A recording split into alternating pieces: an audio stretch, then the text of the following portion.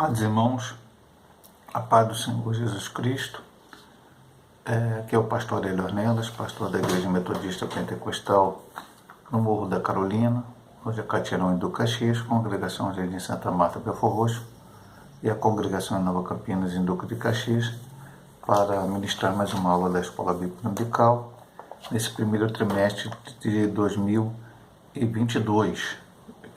Lição de adultos da CPAD. Estamos estudando a supremacia das Escrituras, a inspirada, inerrante, infalível Palavra de Deus. E hoje, na lição de número 3, aula de número 3, a inerrância da Bíblia. Na primeira aula estudamos a autoridade da Bíblia, na segunda aula estudamos a inspiração da Bíblia, e agora vamos estudar a inerrância da Bíblia.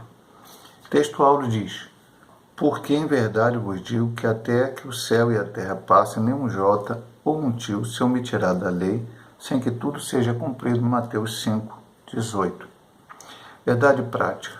A doutrina segundo a qual a Bíblia não contém erro algum denomina-se inerrância das Escrituras. Por isso podemos confiar em sua mensagem, que é incorruptível. Temos a leitura bíblica diária e a leitura bíblica em classe, que é Mateus 5, 17 a 21, e Hebreus 10, do 15 ao 17. Mateus 5, não cuideis que vim destruir a lei ou os profetas, não vim abrogar, mas cumprir.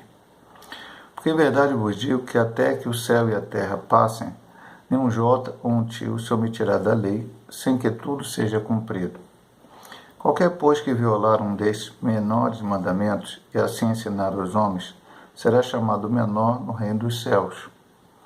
Aquele, porém, que os cumprir e ensinar, será chamado grande no reino dos céus. Porque vos digo que se a vossa justiça não exceder a dos escribas e fariseus, de modo nenhum entrareis no reino dos céus. Ouviste que foi dito aos antigos: não matarás, mas qualquer que matar será réu de juízo. Hebreus 10. E também o Espírito Santo nulo testifica, porque depois de haver dito: este é o concerto que farei com eles depois, naqueles dias, diz o Senhor. Porei as minhas leis em seu coração e as escreverei em seus entendimentos, acrescenta. E jamais me lembrarei de seus pecados e de suas iniquidades. Vamos então aqui à introdução desta lição de número 3. Infalibilidade e inerrância são vocábulos que apontam à veracidade das Escrituras. E digam que a Bíblia Sagrada não falha e não erra. Significa afirmar que ela é a verdade em tudo que diz, tanto em questões espirituais quanto históricas e científicas. Nesta lição, veremos a inerrância, a preservação e a verdade da Palavra de Deus. Vou só ler um texto aqui que ele cita, João 10. Aliás, não vou ler o Mateus 5, é mais fácil aqui, na hora de abrir. Mateus 5 já está na introdução da lição, então João 10. O Mateus 5 está na nossa leitura bíblica em classe que acabamos de ler.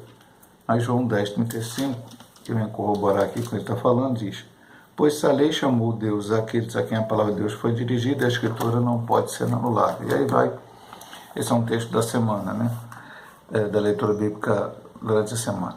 O que ele está dizendo aqui na introdução? A palavra de Deus é a verdade. Esses dois conceitos, infalibilidade e inerrância, que vão ser explicados aqui durante os pontos da lição, eles apontam para a veracidade, para a verdade das Escrituras. Como estudamos na semana passada, primeiro na semana anterior, a autoridade da Bíblia é a autoridade porque ela vem de Deus. E na semana passada, a inspiração da Bíblia, que também vem de Deus, e ela é a única regra de fé e prática da igreja. Então, ela tem uma inspiração verbal, plenária, vimos tudo isso na lição passada. E hoje vamos ver a questão dela não ter erros, Essa é uma parte muito discutida por teólogos e por pessoas que querem se posicionar contra a palavra de Deus. Então, o que é a inerrância da Bíblia? Este primeiro ponto. subtópico, o conceito de inerrância bíblica, subtópico 1. A inerrância é a doutrina segundo a qual a Bíblia não contém erro algum. Significa que ela é verdadeira em tudo o que afirma. Desse modo, a Escritura é isenta de erros nos aspectos doutrinários, espirituais, históricos, culturais, científicos e em todos os demais temas. O argumento é irrefutável. Deus não pode errar. E como a Bíblia é divinamente inspirada, ela não pode conter erros. Assim sendo, a inerrância, a infalibilidade e a inspiração estão entrelaçadas. Nesse sentido, nossa declaração de fé professa que a Bíblia é a nossa única fonte de autoridade, a inerrante, infalível, completa, inspirada Palavra de Deus. Nós já lemos João 10:35, nós vamos ler aqui Salmo 19:7. Sempre que a gente lembra, irmãos, quando a gente estuda aqui, que a gente está fazendo um estudo bíblico. Não é um estudo doutrinário da Igreja Metodista Pentecostal, com a doutrina metodista pentecostal, ou da própria Assembleia de Deus que escreveu a lição, mas é Bíblia.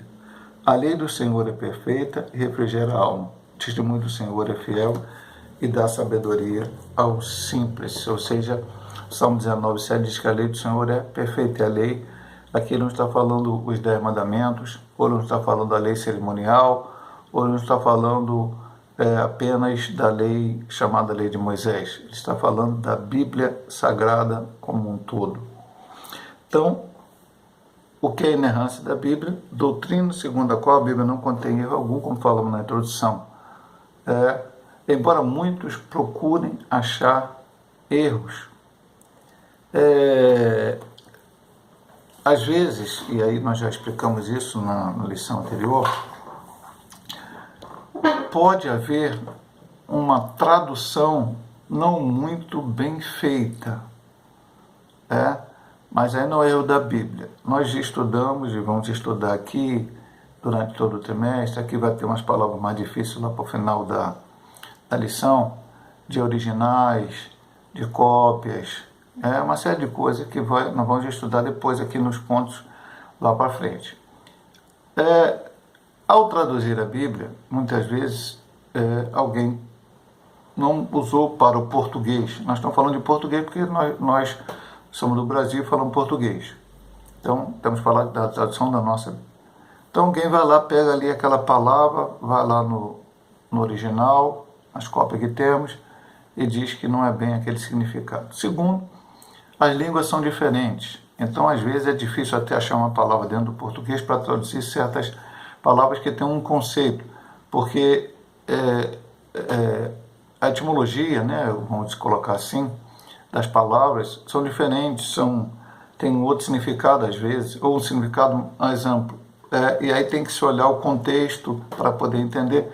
Então, não é tão fácil assim entender as coisas.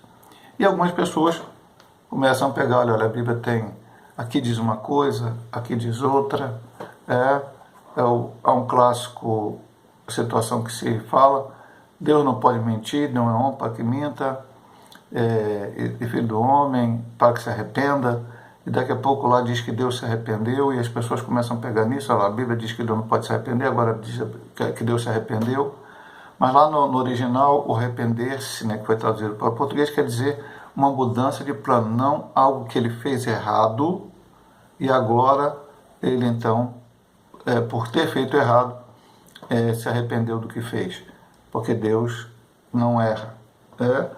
Então ele diz aqui depois no outro ponto, a Escritura é isenta de erro nos aspectos doutrinários, espirituais, históricos, culturais, científicos, em todos os demais temas. No final da lição passada nós vimos a questão de Sol e Lua, de Josué, que significava colocar numa linguagem simples para o povo entender. Então as pessoas começam a procurar erros, porque o seu interesse é esse. Eu vou colocar na oposição da Igreja Metodista Pentecostal, mas a minha posição, eu creio que seja a posição também da denominação, mas eu estou falando aqui da minha posição particular. Eu creio na Bíblia como ela é, creio que ela é a palavra de Deus, creio que ela é inspirada, creio que ela é inerrante, creio tudo isso no sentido seguinte, mesmo que eu não consiga entender certas coisas, mesmo que certas coisas pareçam para mim difíceis de explicar, eu continuo crendo na Bíblia. E como diz a própria lição passada, a palavra da inspiração, outra lição da autoridade, ela muda vidas e mudou a minha vida. E transformou em uma nova criatura. Através do que foi escrito sobre Cristo, eu entendi que Cristo era o Salvador, o Espírito Santo me convenceu do pecado, da justiça e do juízo, aceitei Ele como Salvador e hoje sou um servo de Deus. Então, só isso já é suficiente para mim crer que a Bíblia é a palavra de Deus mesmo e que ela é inspirada, ela é inerrante, ela é infalível, enfim. E aí, como ele diz no final aqui, a declaração de fé da Assembleia de Deus diz: nossa única fonte de autoridade, inerrante, infalível, completa e inspirada, a palavra de Deus.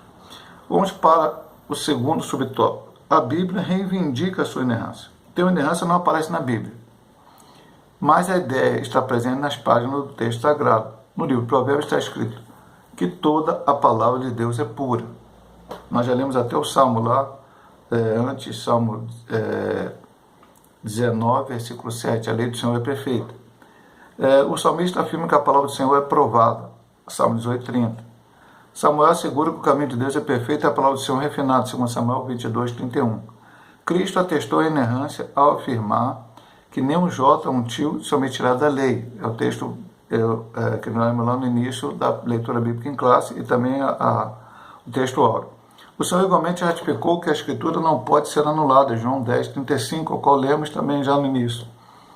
E que a palavra é a verdade, João 17, 17. Essa declaração indica que a Bíblia é plenamente confiável, sem nenhuma falsidade ou equívoco. Então vamos para João 17, 17, foi o único texto que ainda não lemos aqui desses todos citados, porque os outros aqui já estão citados na própria lição,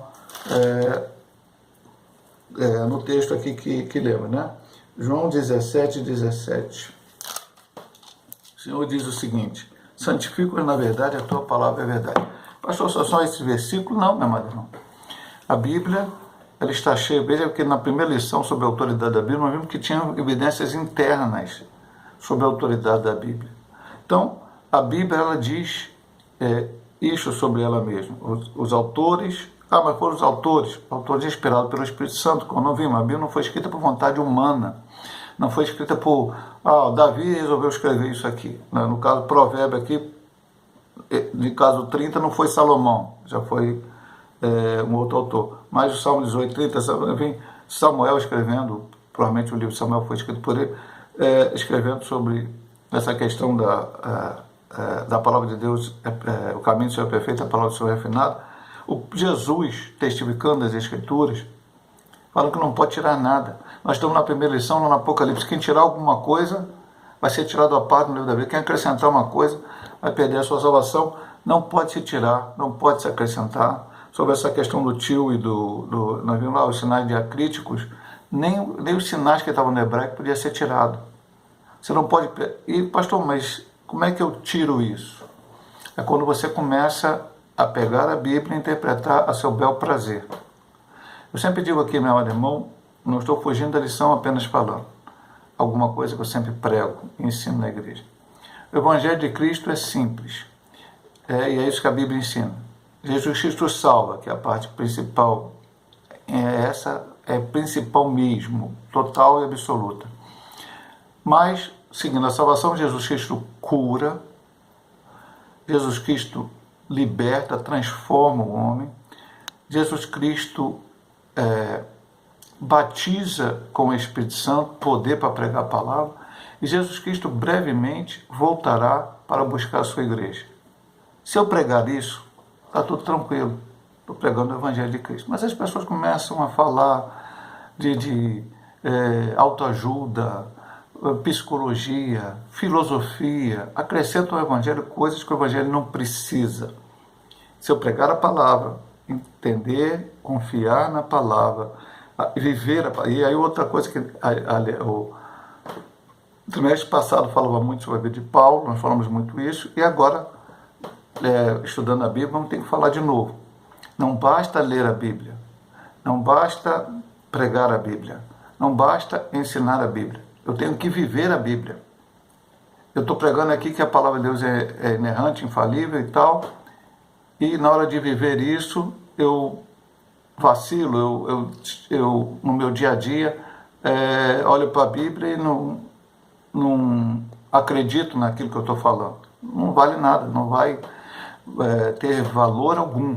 Eu tenho que pregar, ensinar, ler a Bíblia, mas viver ela no meu dia a dia. Viver aquilo que ela ensina, como ela manda eu viver, o que ela diz que eu faço. Então ela vai realmente ser, se ela for vivida por mim, infalível, inerrante, também na minha vida. E vamos para a última subdivisão desse ponto 1, que é a inerrância da Bíblia, a infalibilidade e a inerrância da Bíblia. O vocábulo infalível indica o que não pode e nem consegue falhar. Em relação à Bíblia, significa que as suas palavras hão de se cumprir cabalmente. Isaías 55:11. Daqui a pouco eu vou ler esse texto.